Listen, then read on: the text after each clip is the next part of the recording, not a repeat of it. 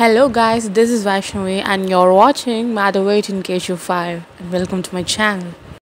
So இன்னைக்கு நம்ம என்ன பார்க்க போகிறோன்னா கல்கி 2898 AD இந்த மூவியோட ட்ரெய்லரை பற்றி தான் பார்க்க போகிறோம்.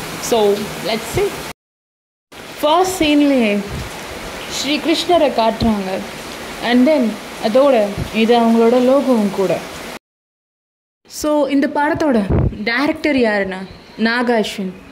ஸோ ஸ்க்ரீனில் தெரிகிறார்ல இவர் தான் நாக அஸ்வின். ஸோ இந்த படம் எதை பற்றினு உங்களுக்கு நிறைய பேருக்கு டவுட் இருக்கும். பிகாஸ் ஒரு பக்கம் சயின்ஸ் அண்ட் ஃபிக்ஷன் மாதிரி இருக்குது, இன்னொரு பக்கம் கல்கியா அது மித்தாலஜியில் வரும் அப்படின்னு கேட்கலாம். ஸோ இது எதை பற்றி அப்படின்னா science fiction plus mythology a new ட்ரைனே சொல்லலாம். ஸோ ஃபர்ஸ்ட் ஆஃப் ஆல் இந்த நியூ ட்ரைக்காக வி ஹாவ் டு கங்க்ராட்ஸ். இந்த படத்தில் கிருஷ்ணரால் சாபம் தரப்பட்ட அஸ்வத்தாமன் இந்த படத்தில் இருக்காருன்னு நல்லாவே தெரியுது. ஸோ இது எப்படி நான் சொல்கிறேன்னா, அவரோட நெத்தியில் பார்த்தீங்களா லைட்டாக ஒரு காயம் மாதிரி இருக்குல்ல, அதை வச்சும் அதோட இவரோட தோற்றத்தை வச்சும் நம்ம இதை அஸ்வத்தாமன்னு சொல்லலாம். நெத்தியில் இருக்க காயம் அதை வச்சு எப்படி சொல்கிறேன் அதானே. ஸோ நெத்தியில் இருக்க காயம் அஸ்வத்தாமனுக்கு மட்டும்தான் இருக்கும். பிகாஸ் கிருஷ்ணர் தன்னோட சுதர்சன சக்கரத்தால் அவனோட நெத்தியில் இருக்கிற ஒரு மாணிக்க மணி இல்லை பவளம் எப்படி வேணாலும் சொல்லலாம், அது பிறந்ததுலேருந்தே அவனோட நெத்தியில் இருக்கு. அதை தன்னோட சுதர்சன சக்கரத்தால் எடுக்கிறாரு. ஸோ அந்த காயத்தை யாராலையும் ஆற்ற முடியாதுன்னு சாபம் தராரு. இதை வச்சு தான் சொல்கிறேன் அஸ்வத்தாமன் இந்த படத்தில் மேஜர் ரோல் பண்ண இருக்காருன்னு. அதோட இந்த படத்தில் இன்ட்ரெஸ்டிங்கான ஃபேக்ட் என்னென்னா, இந்த படத்தில் காசுன்னு ஒரு விஷயமே கிடையாது. காசுக்கு பதிலாக எல்லாரும் யூனிட்ஸ் அப்படி தான் சொல்கிறாங்க. என் கூட வா, யூனிட்ஸ் ஜாஸ்தி கிடைக்குமா? யூனிட்ஸா அப்படின்னா அப்படின்னு நீங்கள் கேட்குறது எனக்கு கேட்குது. யூனிட்ஸ்னா நம்ம இப்போ வாட்ஸ்ன்னு சொல்கிறோம்ல, அதை தான் அவங்க யூனிட்ஸ்ன்னு சொல்கிறாங்க.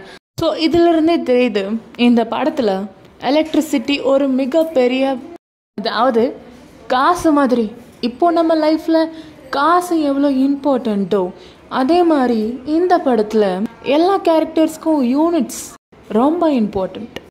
அதோட இன்னொரு இன்ட்ரெஸ்டிங்கான ஃபேக்ட் என்னென்னா, கீர்த்தி சுரேஷ் இந்த படத்தில் நடிச்சிருக்காங்க.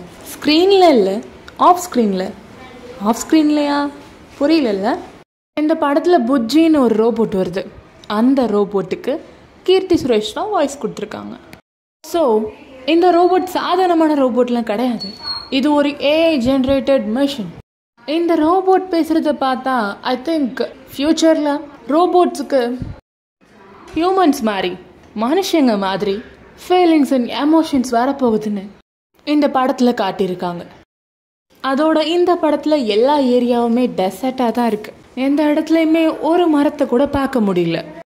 விச் மீன்ஸ் ஃப்யூச்சரில் வாட்டர் இல்லாமல் போகும்னு இந்த படத்தில் காமிச்சிருக்காங்க.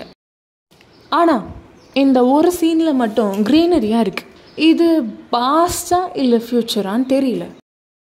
ஐ திங்க் பாஸ்டாக இருக்கும்னு நினைக்கிறேன். இந்த ட்ரெய்லரில் பூமியில் தண்ணி இல்லைன்றத காட்டியிருப்பாங்க. ஆனால் இந்த ட்ரெய்லரில் ஒரு கேரக்டர் எப்படி சொல்லணும், மேல தண்ணி இருக்கா, பூமிய மொத்தமா உறிஞ்சா எல்லாம் அங்கத்தானே இருக்கும் அப்படின்னு இந்த கேரக்டர் சொல்கிற வச்சு பார்த்தா நிச்சயமாக பூமியில் இருக்க தண்ணி எல்லாமே வத்தி போச்சுன்னு நல்லாவே தெரியுது. ஸோ இந்த சீனை பாருங்களேன், இதில் காசின்னு சொல்கிறாங்க, ஆனால் காசியில் இருக்க நதியை காணுமே, கங்கை நதி. அப்படி பார்த்தா ஜீவநதிகளான கங்கை, யமுனா, சரஸ்வதி வத்தி போச்சுன்னு நமக்கு தெரியுது.